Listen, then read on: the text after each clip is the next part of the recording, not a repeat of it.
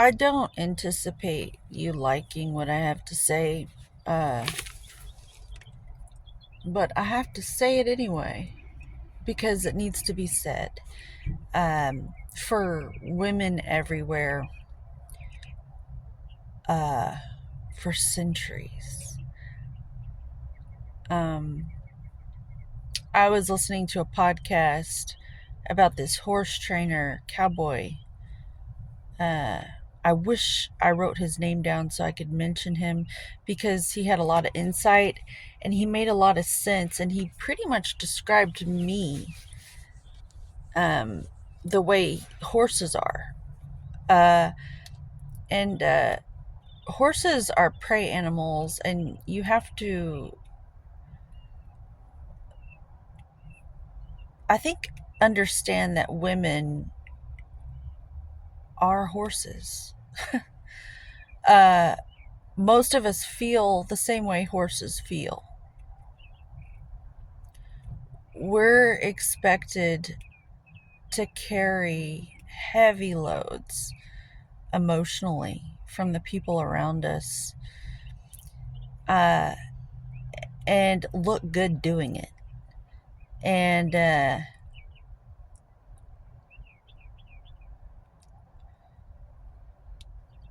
if we don't, they basically have put a bit in our mouth for centuries to scare us, to make us go this way or that way, just so they can ride us and have a safe place to come home to. He was saying how it's taken him many years in his marriage and how he provides. He would go out there and he would make all this money and provide food, and all he wanted was to be able to come home to a safe place, not realizing that the woman is expected to be there and that is her work all the time. And she doesn't have a safe place to retreat to. There is no safe place. Yes, you've provided a roof, you've provided electricity, food on the table, and we have never not had to hear about it. Um, but you've also abused that, and you've we've been abused for centuries. I was telling my daughter that husbands used to sell their daughters for business deals. We were just cattle, ways to get more land, um, and to further their line, to make more people. And the truth is, the Bible, he was quoting the Bible. I agreed with so much stuff this guy said, but towards the end, he was like talking about how the Bible says, God made man and he gave us all this stuff. Then he made woman, kind of like to utilize. When in reality, if you really want to get down to it, it's probably more like God made woman. She had a son. God gave her a son, and he was a motherfucker. I've seen it several times with dogs. She'll have a litter of pups, and one of the sons will not be able to control himself, and he'll fuck her, and more puppies will be born. And I feel like ancient man was no different. So the truth is probably more like woman, and God gave her a son, and he was a motherfucker. Thank God I had a daughter, because I probably wouldn't have been able to see that or even say it out loud. Um, But women are a dopamine hit, and it's exhausting when you have like a David Goggins mentality. And if you know who that is, you're a fan. You recognize where he's coming from. His deep, dark truth is what resonates with the people who enjoy listening to him speak, because they can recognize that in themselves. And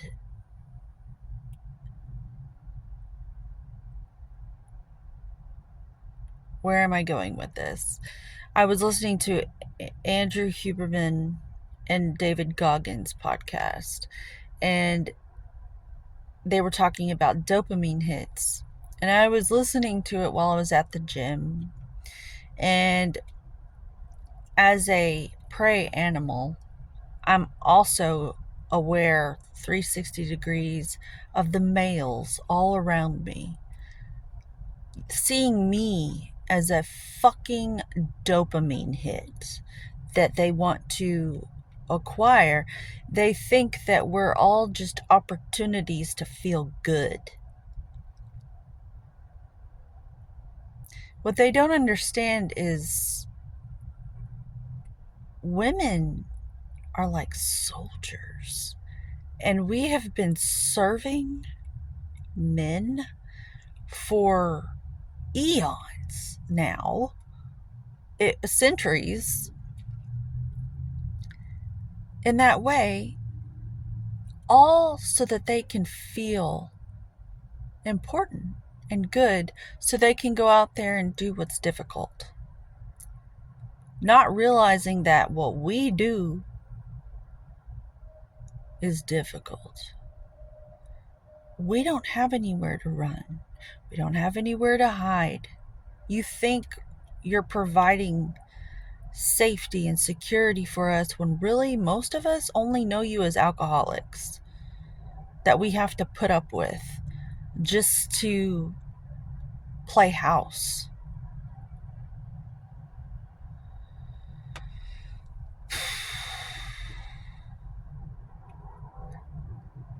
I am like David Goggins in that I am alone, and I don't want a dopamine hit from a relationship.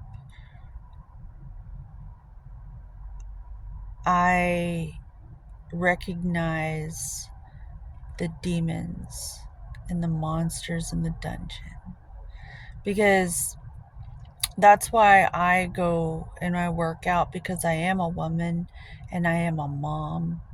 If I wasn't a mom, I probably wouldn't even fucking insist that I get to go to the gym and train my body. It's the only attention I get. Um, um, and where I live, it's really scary to be a female and go for a run at 2 o'clock in the morning like David Goggins would. And you guys take that for granted, not realizing what it's like to be what we are as women. And I'd love to be able to go for a run at 2 a.m., but where I'm from, it's almost like you have to be tactical about it and strategic, because you don't want to draw too much attention to yourself. And if the wrong person sees you, you just have to be cunning and clever and ninja just to survive being what you are, it feels like. And at the gym, I can sense, like a horse can sense, your intentions. And I'm not here to make you feel better. I wasn't born for that. That's not why I was born. That's not why any other woman was born. We do it either because we want to, or because we've been manipulated to, or because we're so ignorant we think that's what we're here for. It's an honor and a privilege to earn my company. And I'm not just going to give up my space to accommodate your shit that you don't want to deal with so that you can feel better for a minute, because there isn't anyone doing that for me.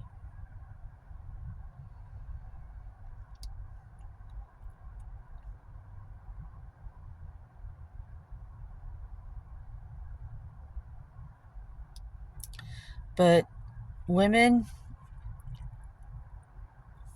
if you really want to know how to get game again without drugging women so that you can have sex with them, treat her like a horse. Learn everything you can about horses. And if you can get good with horses, use that approach with women. Because I'm telling you, there's something to it. And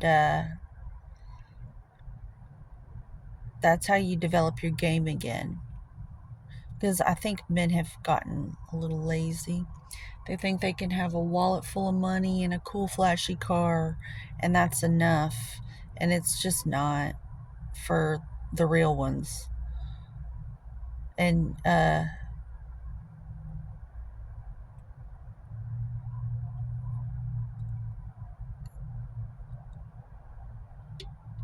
you may not deserve a real one, though. You'll realize you'll want a real one later, though. But yeah. I used to think, how many men have to die bloody on the battlefields all these centuries for us to have freedom? And now, I just saw a tow truck drive by with this huge septic tank cleaning service truck with a really cool logo. It had a purple bear with a cyclone saying, "We suck it up, Buttercup." It reminded me of motherhood and how many women have to die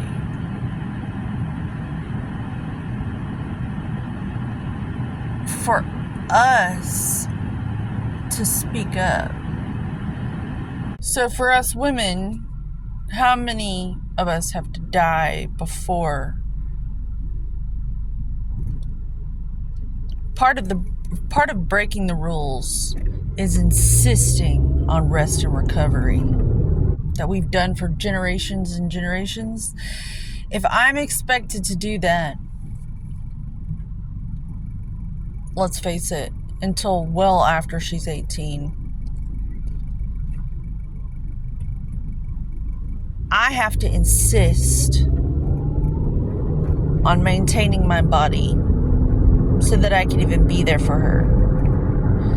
And I have to insist on my rest and recovery.